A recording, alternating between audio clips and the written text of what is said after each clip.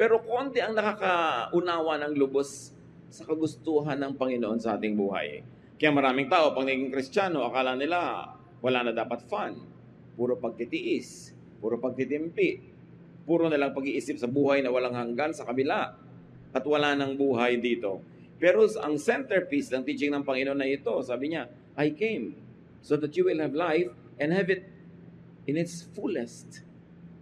At pag sinabing fullest, physical, mental, social, spiritual. Ito ang mga main parts of our lives. Are we having a full life? Or in fact, we are having less than a full life because we think that's what Jesus wants. Pero ang gusto ng Panginoon ay buhay na buong buo, buhay na buhay. At sabi niya, it is the thief that steals, kills, and destroys. Yung magnanakaw, yung masamang espiritu, yung diablo ang nagnanakaw ng saya, ng ginhawa, ng kaluguran ng buhay. And Jesus obviously came to give a full, abundant life. Dapat goal yun ng Kristiyano na sumusunod kay Kristo, to live a full, abundant life. And when we meet Him in the next life, we shall say, Lord, I really lived a good life. I lived a life that was full in accordance with your teaching and will. That is part of my worship to you. The will of God is for people to have a high quality life. Ang nakakapagtaka, sobrang ginaglamorize ng religion at hindi lang ng Christian religion. Most religions, sobrang ginaglamorize ang suffering. Ginaglamorize yung sobrang paggutom sa sarili, pagpapakasakit, pagtitiis, pag-abstain sa lahat ng mga masasarap at magaganda at enjoyable na bagay. In fact, to feel guilty for the pleasures of life. Pag gusto mong malaman kung anong kalooban ng Diyos para sa tao, titingnan mo lang kung paano niya dinesign ang katawan ng tao. Bakit pwede ka namang kumain ng walang lasa, binigyan ka pa ng taste buds para ma-enjoy mo pa ang lasa? Binigyan ka pa ng nerve ending sa iyong skin para ma-enjoy mo yung init o lamig ng tubig, ng hangin, kinis ng sapin sa kama, binigyan ka ng mata para makita mo ang mga kulay, mga hugis, ng tenga para makarinig ka ng iba't ibang mga tunog, iba't ibang mga musika. Tapos pag naging Kristiyano, ililimit mo lang ang sarili mo sa isang uri ng musika. Ililimit mo lang ang sarili mo sa isang uri ng pagkain, na isang diet. Parang nadadaya yung tao. Pero yan ay turo lang ng relihiyon, hindi yan ang turo ni Jesus. What we should do is to put Christ back to Christianity. The Christ who likes us to have a full life. Now, how to improve the quality of your life? May mga dapat gawin ang tao. Grade na natin ang mga sarili natin kung paano natin ito ginagawa ngayon. High grade ba, low grade, so that we can do what must be done. Take care of your body. The quality of your life is determined largely by your health. Kahit gaano ka katalino, kadakila, kahit gaano katayo yung mga pangarap, at gaano karami ang pwede mong magawa sa buhay, pag na-lowbat na yung katawan mo, lowbat na lahat. Goodbye pangarap, goodbye plano, goodbye everything pag yung katawan humiga na at hindi na makakilos. 1 Corinthians 6:19, you surely know that your body is a temple where the Holy Spirit lives. Kaya dapat alagaan, mahalin, bigyan ng sapat na nourishment, eat healthful food. You are what you eat. Pag nakaharap sa iyo ang pagkain, marami kang pwedeng pagpilian kung meron. Piliin mo yung healthful. Hindi yung masarap lang sa dila. Pero pag nalunok mo na at nasa sikmura mo na, laso na sa iyong kalusugan. Bakit mga diabetic sa matitigas ang ulo, ang kinakain pa rin sweets? Mga hypertensive people, ang kinakain pa rin taba, animal fats. Hindi mabait sa katawan. Pinipili dahil oras na pumasok na sa iyong sikmura, bahagi na siya ng iyong katawan, bahagi na ng iyong kalusugan, o magdadala sila ng sakit. Kaya sila Shadrach, Meshach, Abednego at Daniel, nung pinapakain sila ng very rich king's food sa Babylon, nung sila'y nakulong doon. Anong sabi sa Daniel 1:12? Sabi nila sa bantay, let us have only vegetables and water at mealtime. Hindi naman siguro laging vegetable and water lang ang healthful, pero yun lang ang choice nila. Otherwise, other than that, yung very rich foods na of the king. 1 Kings 19:7, nung ang propeta ay sobrang nanghina na, sa gutom, sa pagod, at gusto na niyang mamatay, nakatulog siya. Soon, the Lord's angel woke him again and said, get up and eat, or else you'll get too tired to travel. Depressed pala siya, gusto na niyang mamatay, gutom lang ang dahilan. Dahil nung kumain na siya, nabusog na, naiba na uli ang pananaw. Naglingkod na uli sa Diyos. Merong mga tinatamad na sa buhay, gusto nang mamatay, o tinatamad na sa ministry, gutom lang yan. Gutom ng katawan, o gutom ng emosyon, o gutom ng espiritu. Alam na naman natin ito lahat, no? Eat healthful foods, exercise, move your body, work. The Lord designed the body to move. Kaya may mga joints, may mga ligaments, may muscles, may tissues. The body is always healthier when it is moving correctly. Kaya sabi sa 1 Timothy 4:8, physical training is of some value. May halaga. Ang pagkilos ng katawan, ang pagsasanay. So you exercise, but you also never forget to play. Malaking relaxation ang idinudulot ng play para balance. Pero huwag naman puro play. Dapat work, exercise, play. Hindi kailangan laging makatuturan ng ginagawa. Pag na-enjoy mo siya, nasa-setback ang panahon ng iyong pagtanda. Yung mga sakit mo, nababawasan. Ang kalusugan mo, nadadagdagan whenever you are enjoying. Relax. Fatigue and stress opens one's life to so-called demons. Pag ang tao sobrang fatigued, sobrang stressed sa trabaho, sa opisina, sa workplace, maraming naiisipang mga kung ano-anong mga hindi magagandang bagay na paglalaroan ng mga masasamang espiritu ang isip ng taong laging pagod, nadadaya, nade-depress, natuturoan ka maging magagalitin, mga nawawalan ka ng gana sa buhay, pagod lang pala. Si Haring Saul, sa sobrang stress ng buhay niya, sinabi, ginulo siya ng masasamang espiritu. Bumukas ang buhay niya para siya magulo ng masasamang espiritu. 1 Samuel 16:23, whenever the evil spirit from God bothered Saul, David would play his harp. Saul would relax and feel better, and the evil spirit would go away. Pansinin niyo mga kapatid, hindi muna umalis yung evil spirit, tapos dahil umalis, nakarelax tuloy si Saul. No. Nandun yung evil spirit, pero nung siya'y nag-relax, nung bumuti ang pakiramdam, hindi natiis ng evil spirit, umalis. Kasi ayaw ng evil spirit makipisan sa taong relaxed, masaya, at payapa. Parang ipis, ayaw niyang pumunta sa kusinang malinis. Naiilang siya. So kung ikay tahimik, payapa, relax, ayaw sa'yo ng evil spirit. Kasi mahirap kang dayain, mahirap kang galitin, mahirap kang takutin. Ba't siya magpapagod? E di ang pupuntahan na lang niya yung madaling inisin, galitin, paggawain ng masama, yung stressed. Kaya pag stressed ka, gutom, pagod, di ba ang daling uminit ng ulo? Ang dali mong humanap ng away. Ang dali mong mapasuong sa maraming mga gulo. Kaya dapat ang tao marunong mag-relax. Remember ha, balance. Yung iba no, wala nang ginawa kundi mag-relax. Masama rin yun.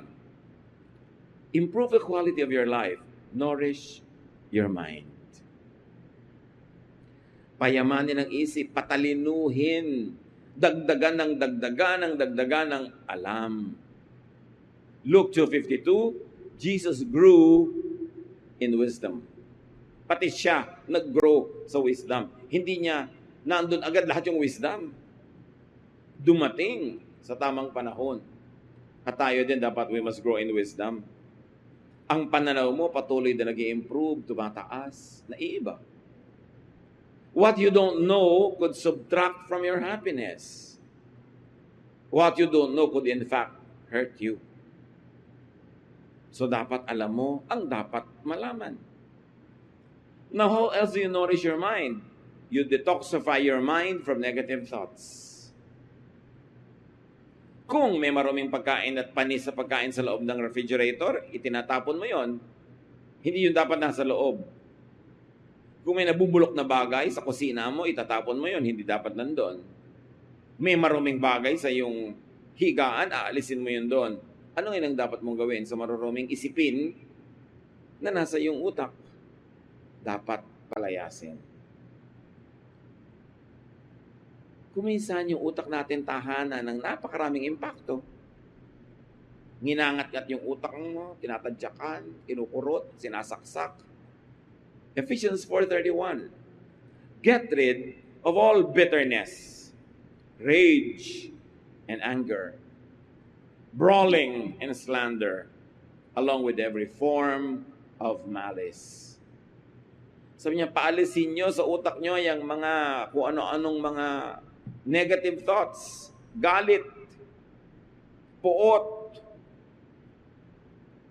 yung pait ng buhay na ang tagal lang nangyari, ayaw pang limutin, inaalagaan mo pa yung thought ng pait na yon.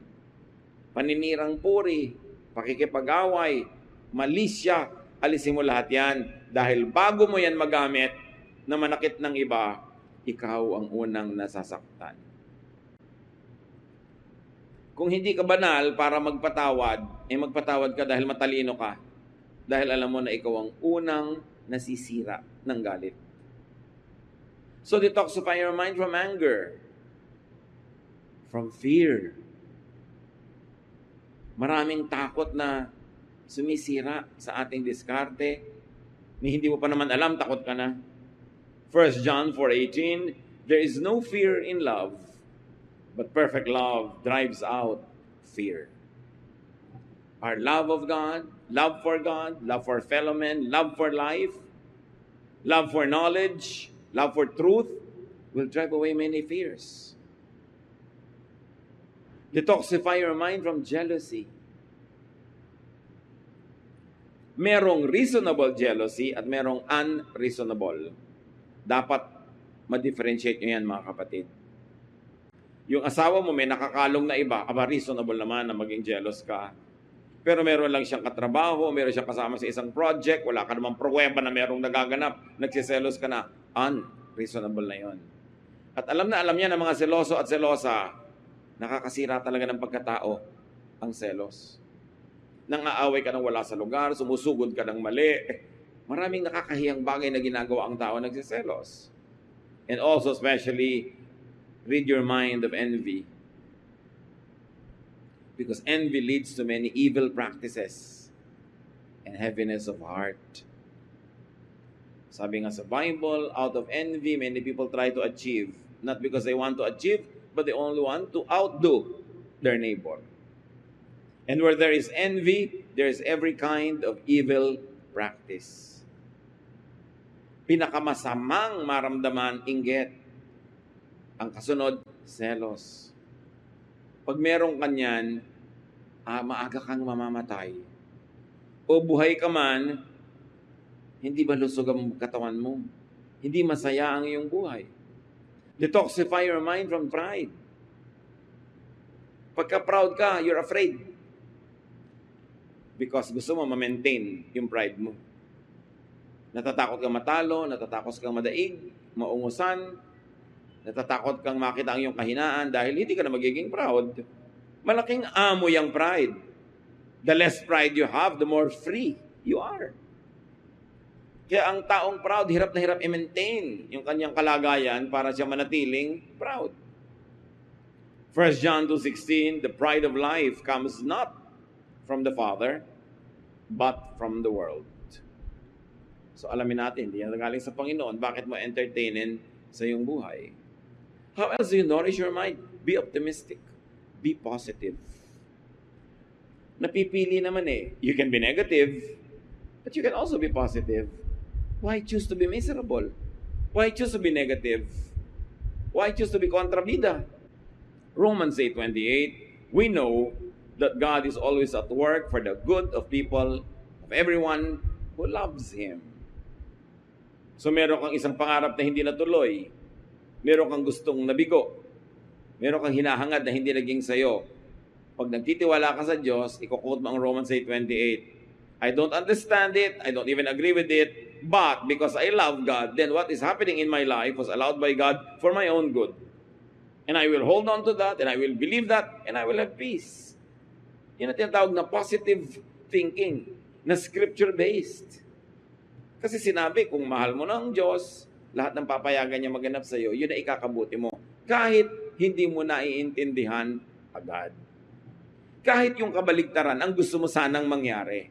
Pero dahil mahal mo ang Diyos, hindi niya papayagan na yung hindi best ang mangyari sa iyo. Yung palang gusto mo, hindi yun ang best. Hindi mo lang alam. So we have already said, rest and relax. That's very important. Sinabi natin kanina, main focus ng ministry ni Lord, yung bigyan tayo ng full life. May kakambal yun, itong Matthew 11:28 to 29. If you are tired from carrying heavy burdens, come to me and I will give you rest. Take the yoke I give you, put it on your shoulders, and learn from me, for I am gentle and humble, and you will find rest. So you see, again, Jesus goes back to a full life, a restful life. Pag i-define natin, ano ba talaga ang ministry ni Jesus? Liban sa iligtas tayo sa kabilang buhay.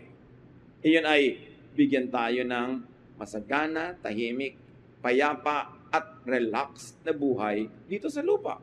Yun ang ministry niya. This is the ministry of Jesus. This must be the ministry of Christians. But if you will behave like the Pharisees, how can anyone relax? Pag lagi ka nagja-judge, lagi ka nakabantay sa kasalanan ng iba, usig ka ng usig, bungkal ka ng bungkal ng mga itinatago ng tao, who can relax? They cannot and you cannot. Therefore, hindi work ni Jesus yan. Dapat restful. Ang behavior natin yung nagbibigay sa atin ng maximum rest and also to people who are near us. Hindi nakakapagod kang kasama. Nakakailang kang kasama kasi sakal ang kasama mo, hirap na hirap. Performing because you're expecting perfection. How can you relax when you're trying to be perfect? How can you relax when people are forced to be like perfect in your presence? Kaya dapat ang tao marunong mag-control ng kanyang mga sariling kilos para hindi lang siya, pati kapwa niya, rested. According to scientific findings, your body cells obey your brain. Kaya yung brain mo, pag determined siya na sabihin, nagagaling ako, sumusunod yung cells. At yun ang tinatawag natin na spiritualized tempo na faith. Faith heals. When you have faith, you believe in it. That's the content of your brain. Your cells will obey. Kaya yung brain mo, pag sabing, I am relaxed, I'm going to relax, sumusunod yung katawan. Subukan mong biglang nervyusin, naninigas ang muscles mo, tumataas ang blood pressure mo, sumusunod din yung cells. Sumusunod at cellular level ang katawan mo sa mga nararamdaman ng iyong emosyon. So kung gusto mo na mabuti ang kalagayan ng katawan mo at cellular level, begin with your thoughts. Because it begins there. You say, don't matter what happens, I will be relaxed. Uuwi ako sa bahay, anong ine-expect kong gulo ng bahay, anong ine-expect ko na hindi nasunod na instruction ko ng kasambahay, anong ine-expect ko na aabutan ko, basta I'm deciding even before I get home, nothing will move me. When you decide that way, magalit ka man ng anumang nakakagulat, konti lang, hindi sobra. That's why you always decide beforehand how you would react to a situation. Ano man ang reaction ko ngayon na submission ng mga grades sa mga bata, hindi gagraduate ang anak ko dahil may bagsak, I will decide on how I will react. So that when that happens, yung katawan mo, susunod na lang. May plano ka dapat. It all begins with the thought. Kaya ang sabi sa Romans, be changed by the renewing of your mind. It begins there. Think beautiful, positive, healing thoughts. Hindi yung pastor, tito, sabi ng mga Facebook pamangkin ko. Lagi po ako nananaginip ng mga kung ano-anong mga nakakatakot. Bakit po kaya? Simple lang yan. Yan ang iniisip mo habang gising ka. Nagre-reply lang pag nakatulog ka. Palitan mong iniisip mo at mapapalitan na napapanaginipan mo. Kinakausap po yata ako ng Diablo. Hindi. Guni-guni mo yung kumakausap sa'yo. Sino ka naman para kausapin ng Diablo? Ang special mo? 7 bilyon ng tao sa planeta, ikaw kakausapin? Guni-guni mo yan. Kasi lumilikha ka sa isip mo ng mga senaryo na kinakausap ka niya. So, pagka tulog ka na, nawala ng control, hindi mo na mabantayan yung takbo ng utak mo dahil tulog ka, itutuloy ng utak yung kanina'y lagi mong iniisip. Kaya yung mga nanaginip po ako, ng asawa ko nagtataksil sa akin. Yan siguro, iniisip mo lagi. Saan naman kukuha yung utak mo ng mapapanaginipan? Sa utak ng iba? Pwede yon kung lagi mo siyang kausap. Maililipat niya sa'yo. Malaki ang bahagi ng utak. At Diyos ang may bigay niyan. Kaya dapat nating unawain yung faith. Unawaan natin how it works. Sabi sa Philippians 4:8, keep your minds on whatever is true, pure, right, holy, friendly, and proper. Don't ever stop thinking about what is truly worthwhile and worthy of praise. So iniisip mo yung biyanan mo. Pag nagkaroon ka ng kapangyarihan, gagawin mo siyang ipis. Pero worthwhile ba yung iniisip mo? Worthy of praise ba yan? No, tigilan mong isipin. Kasi hindi mo alam, ikaw ang nagiging ipis niyan. Yung wish mo sa iba na negative, sa'yo pupunta yun. Yung talbog sa akin, dikit sa'yo, may truth yun. Marami kong minsan mga kapestihan ang nangyayari sa buhay mo kasi yun ang wish mo for others. Kasi yung wish mo, matutupad yun. Kasi iniisip ng utak mo. May isang hiwaga na hanggang ngayon hindi pa maarok ng mga scientists. Bakit nga ba natutupad ang iniisip ng tao? At kahit sa mga ancient myths, ancient legends, may mga ganyan. Yung may lalabas na genie sa bote, sabi ng genie, your wish is my desire, is my command. So magwi-wish ka, matutupad. Merong if you wish upon a star, nagwi-wish ka sa star. Nagwi-wish ka sa bulalakaw. Diba? Nagwi-wish ka kung saan-saan, sa wishing well. Bakit umuso yung mga yan? Sa palagay nyo, walang basihan? Kasi nahalata ng mga tao over time, nakolekta ang knowledge ng mga tao from generation to generation, na pag-wish ka nga ng wish, natutupad. Because there is power in prayer. And a wish is really a prayer. Kaya bantayan nyo rin kung ano wini-wish nyo, kung ano pinagpe-pray nyo, dahil baka matupad. Paano kung hindi ka pala handa sa magiging bunga ng pagkakatupad nun? Kaya sabi ng Philippians 4:8, kung ano lang ang totoo, kung ano lang ang dalisay at puro, kung ano lang ang tama, banal, mabait, karapat-dapat, yun lang ang isipin mo. Para yun ang maghari sa buhay mo. Sabi ng James 4:7, resist the devil and he will flee from you.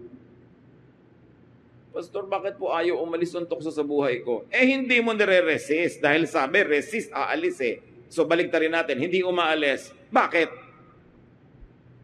Kasi welcome na welcome sa'yo. Kahit ano pong gawin ko, hindi ako mapanatag. Ikaw ang gumugulo sa sarili mo. Kasi pag niresist mo yan, aalis yan eh. Sinabi bang fight the devil? No. Sinabi bang makipagbuno ka, makipagboxing ka, karatihin mo ang devil? No. Sabi lang resist. Sabi mo lang no. Aalis. The power of the will. Bakit may power ang will ng tao? Because we were created in God's image. There's a slice of God in us. We are not the divine, but we were created in His image. The Spirit of God lives in us. Our body is the temple of the Spirit. So you think you're powerless? You are empowered. So isipin mo kung saan mo gagamitin yung power na yon. Dahil pag ginamit mo yun sa negative, kahit matupad doon sa taong gusto mong padalhan ng curse, bumabalik din sa'yo. Because what you give is what you get. What you plant is what you harvest. Mahirap ba naman yung arithmetic niyan? Kaya sabi sa Bible, what you wish that would happen to you, wish that it would happen to people. Kaya mga taong laging masama ang iniisip sa kapwa, laging may mga nag-iisip ng masama, sari-sari ang nagiging sakit. Sari-sari ang mga dilubyo dumadating sa buhay na hindi nila maipaliwanag. Kahit ang mga doktor, hindi na maintindihan kung saan kumukuha ng sakit itong taong ito. Kasi hindi lang naman tao ay body. Meron tayong spirit, meron tayong soul. And the sickness of the spirit, the sickness of the soul also reflects in the body. Kaya mahalaga, inaalagaan yung isip. Resist the devil. And the devil is not always yung may sungay at may paligpik at may mga buntot na yan. Kundi, evil thoughts, bad thoughts, unpleasant thoughts, evil din yan. Jealousy, bitterness, anger, envy, lahat yan, demonic.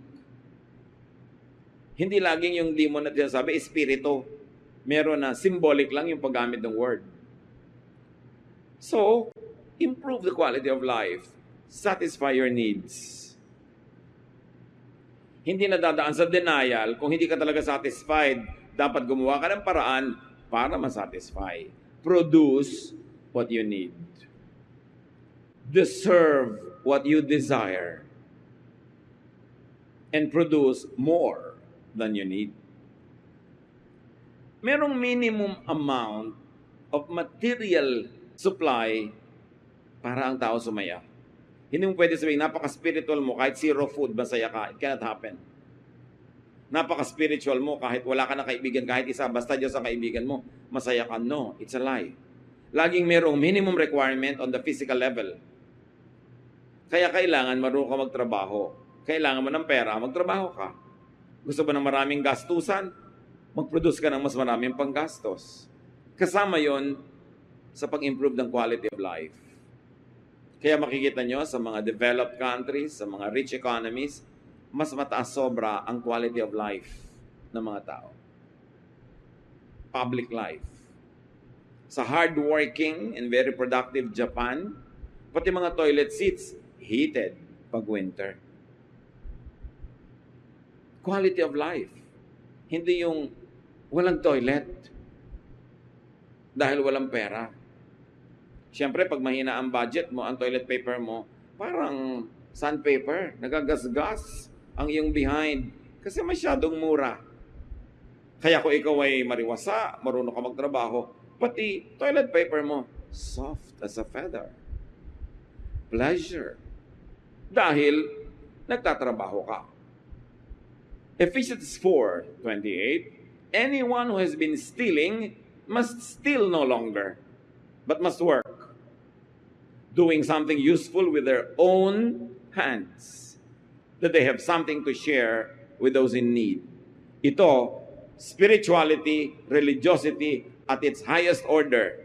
A person who stops being dependent on others, who stops living on others, and now begins to produce more than what he needs, that he has adequate excess to give away to people who are genuinely needy. Yun ang mataas na uri ng relihiyon. Huwag maging dependent, huwag maging pabigat sa kapwa, kundi lampas-lampas pa sa kailangan ng ma-produce para makapagbigay ka sa iba. Then, you will have a high quality of life. Work enough. Work more than enough. Because work earns provisions. It earns meaning and value. Work earns affirmation. Ang taong productive, hindi lang siya kumikita ng kailangan niya, tumataas din ang halaga niya bilang tao, napapahalagahan siya ng iba, tumataas din ang tingin niya sa kanyang sarili, pumapanatag ang kanyang loob, mas gumaganda ang quality of his life. Work satisfies. Kaya kailangan sariwain natin yung virtue of work. Hindi yung umaasa sa iba, sabi, they work with their own hands. Hindi yung iba ang nagtatrabaho, sila ay humihingi lamang. You can never have a high quality life that way. Ngayon, kung ang satisfaction hindi pa kompleto, how else do you satisfy your need? Learn contentment. But don't be contented too early. Magsikap ka, gawin mo lahat ng kaya mong gawin, at kung anong naging bunga, doon ka na lang matuto na maging kontento. Pero hindi yung wala ka pang ginagawa, contented ka na. Kailangan, sa may dulo-dulo yun, when you have already done your best. 1 Timothy 6:6, but godliness with contentment is great gain. Philippians 4:12, I have learned the secret of being content in any and every situation. Paano mo guguluhin ang taong marunong turuan ng sariling makontento? Yung sinasabi ng mga matanda, habang maikli ang kumot, matutong mamaluktot. E maliit yung kumot mo, defold your knees and paliitin mo yung katawan mo para magkasya yung kumot mo. Hindi ipagpipilitan mong kulang, sa wala Gagawa ka ng paraan. Teach yourself to be contented. Improve the quality of your life, nourish your soul, your feelings, your emotion. It is unseen, it is invisible, but it nonetheless is so real as the physical body. Give importance to what and how you and others feel. Mahalaga ang feelings. Okay. Madadagdagan ang kita mo, pero magkakalayo kayong mag-asawa sa pagtatrabaho mo. Nag-improve ang bulsa, pero ano nangyari sa feelings? Ano nangyari sa iyong feeling? Is it worth it? May madadagdag na halaga sa inyong income, is it worth all the lonely nights? Is it worth all the aloneness? And is it worth being tempted to find even just temporary comfort in another person's arms? Yung gobyerno natin, pag ipinagmamalaki yung kita ng mga OFW, pag ipinagmamalaki kung gaano pinatitibay ng OFW remittances ang ating local consumption and economy, hindi nila sinusukat yung emotional state of the people. Hindi naman kasi lumalabas yan sa mga GDP, hindi lumalabas yan sa mga GNP, hindi lumalabas sa mga balance of payments of a nation. But what is the social cost of all the separation? What is the emotional and spiritual cost of all of that? Hindi lang pera. Sabi ni Jesus, man does not live by bread alone, by money alone. May mga iba pang mahalaga. So ang tao marunong dapat magsukat. Feelings are important. So do your best to feel good, not bad. Makikipag-away ka sa boyfriend mo, hindi ka rin naman makatulog, balisang-balisa ka, siya rin balisang-balisa. Is it worth it? Both of you don't feel good. So why don't you forget your foolish pride? Text ka, bati na tayo. So niya, sige, love you. Biglang sumaya na uli kayo. Kung minsan isang text lang, sasaya ka na. Bakit mo pinapahirapan ang sarili mo? Dahil sa pride, gusto mo mauna siya, ayaw mo magmukhang ikaw yung natalo. But remember, feeling good must be prioritized. Don't do too many things that make you feel bad. Especially kung inimbento mo yung feeling na yun, ikaw ang may dahilan. Ecclesiastes 7:14, when times are good, be happy. Balik na rin natin. If you are not happy, make the times good. Umimbento ka ng saya. Pagandahin mo ang sitwasyon. Mag-asawa kayo, hindi kayo nagkikibuan, kaya kitid-kitid ng kaman nyo. Huhulog na kayo sa dalawang gilid, huwag lang magkadikit ang mga paan nyo. Why feel bad when you can feel good? Why be foolish when you can end an emotional warfare? Sometimes with just a word, a hug. Minsan isang tasang kape lang, yun lang pala, okay na. Pero bakit papatagalin ang mga away? Ba't pahihirapan ng emosyon? Tuwing nahihirapan ng emosyon, may nasisirang bahagi ng iyong katawan. At kung minsan, hindi na yun nare-repair. Nourish your soul and your feelings and your emotion. Be with people you like. Be with people you love. May magtatanong sa akin, Tito, ang taas-taas po ng sweldo ko dito sa office ko, pero impyerno, everyday impyerno. Sumasakit na ang tiyan ko, sumasakit ang ulo ko, nagkaka-migraine ako lahat na, pero ang laki-laki po ng kita. So, computein mo. May halaga din ang iyong emosyon. Lagyan mo yan ng presyo. So, tingnan mo, baka lugi ka pa sa bottom line. Pag subtract mo yung kalugihan mo emotionally, dapat ang tao masaya. At hanggat kaya mo, sumama ka, pasamahin mo sa'yo yung taong gusto mo. Kaya mahalaga ang tao, economically independent. Na meron kang pera, meron kang kapangyarihan, napipili mo ang kasama mo.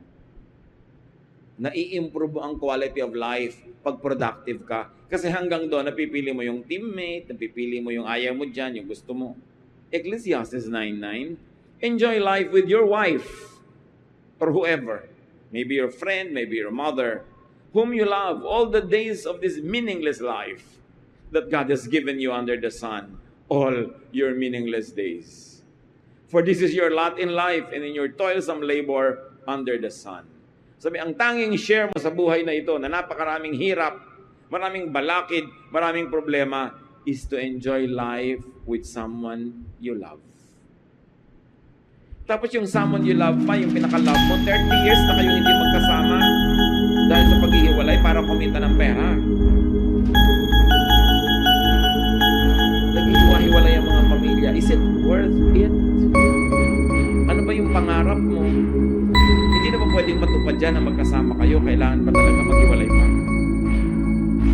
Yung pangungulina, yung lungkot, yung pag-aalala, is it worth all the benefits of whatever people would like to get far away from the people they love? Be with people you love. Be with people you agree with. Be with people who agree with you. Piliin nyo yun. Meron po kami kabarkada, labas na kamontra. Anong gagawin ko? Tanggalin mo sa listahan ng kabarkada. Kaya ang kabarkada sa kampanya yung ugali na hindi niya kukontrahin. Kaya kanya kinukontra, magkayo kayo ng ugali. Ba't magpipilit kayo magsama? Sabi sa Amos 3:3, do two walk together unless they have agreed to do so? The answer is no. Two people don't walk together when they don't agree with each other. It's as simple as that. Kaya, Tito, ano pong dapat kong hanapin na quality bago ko pakasalan yung boyfriend ko? Lagi siya dapat agree sa'yo, pamangkin. Pag lagi kanya kinukontra, huwag mo siya pakasalan. All your life, kontrahan. Diba? Love na love ko po. Di ikaw mag-agree sa kanya. Kaya mo. Opo, kasi ang ganda ng muscle niya. O pues, mag-agree ka lagi. Maganda naman pala yung bicep. Pero huwag kang pakasal, tapos kukontra ka ng kukontra. Impernong buhay yun. Paano po kung asawa ko na hindi ko na mapalitan? Pues, ang palitan mo na lang yung ugali mo. Mag-agree ka na lang para tahimik. Pero hindi pwede, tandaan nyo to, hindi pwede na ipagpipilitan nyo magsama tapos magkukontrahan kayo everyday. Impyerno yon. Hintayin nyo na lang mamatay kayo bago kayo pumunta sa impyerno. Hindi yung buhay pa kayo, nadula kayo. Ba't ka iimbento ng gulo sa buhay mo?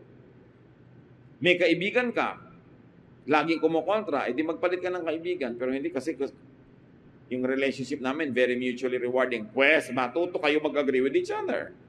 But remember, hindi pwede na nandyan, pero kontrahan kayo ng kontrahan. Sisirain nyo ang isa't isa. Laugh a lot. It's free medicine. At napatunayan na ng maraming researches, marami talaga napapagaling ng mga sakit ang katatawa. Huwag lang sobra. Dahil baka sa ibang ospital ka madala, sa Mandaluyong. Diba? Pero, kailangan ang tao marunong tumawa. Proverbs 17:22, if you are cheerful, you feel good. So, it's good to be cheerful. What if you're not cheerful, you don't feel good, then be cheerful. Remember this, you cannot always be happy, but you can always be cheerful. Hindi naman lahat ng nangyayari sa buhay nakakatuwa, di ba? Pero mapipili mo yung cheerful response kesa doon sa bitter response. Hindi mo naman mapapalitan. Useless na labanan mo pa, tanggapin mo na lang. You've got to enjoy life. That's what Jesus wants you to have, enjoyment. Sabi ni Solomon na hindi naman aksidenteng pinakamatay ng tao sa balat ng lupa. Ecclesiastes 8:15.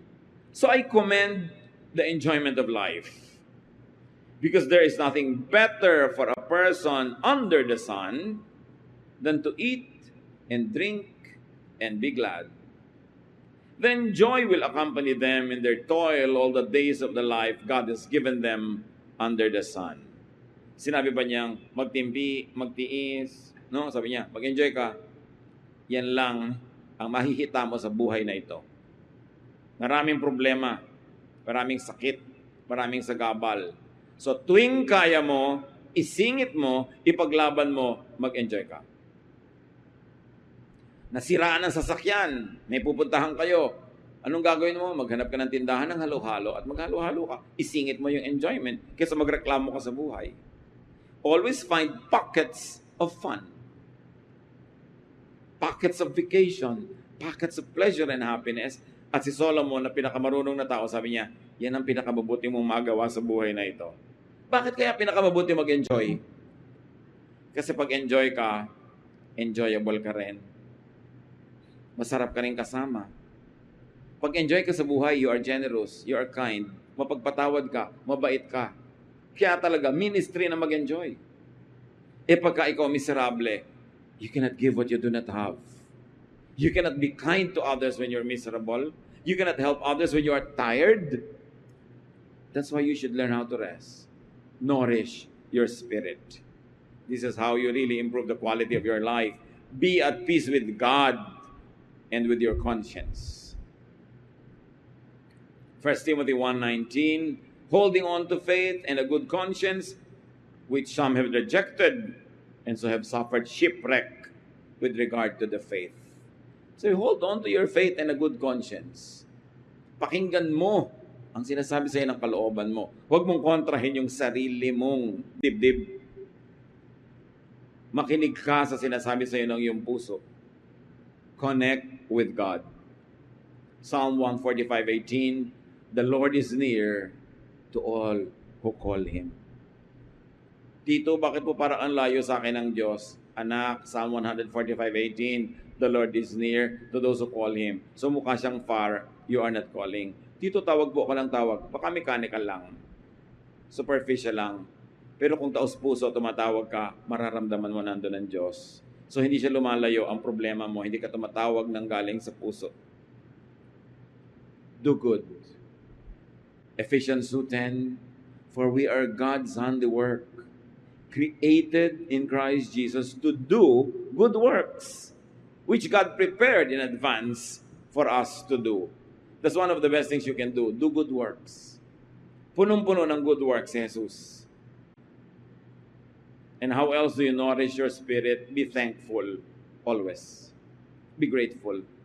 1 Thessalonians 5:18, give thanks in all circumstances, for this is God's will for you in Christ Jesus. Be thankful. Ang reklamador hindi masaya. Ang reklamador nagagalit, nasisira uli ang kanyang kalusugan. Be thankful. Learn contentment. Do your best. And when your best can do only so much, be contented with it. Improve your quality of life. And not only that, help your neighbor improve his or her quality of life. Huwag tayo ang maging kontrabida, maging hadlang para mag-improve ang buhay nila. Tumulong tayo. Because what you do to them comes back to you. Panginoong Diyos, salamat po. Na binibigyan kayo ng oras na mag-isip-isip, magbulay-bulay sa mga bagay na madalas nalilimutan. Nabubuhay na lang, naghahanap buhay, pero hindi naman masaya ang buhay. Teach us to find pockets of pleasure, happiness, and fun, even in moments of hard work.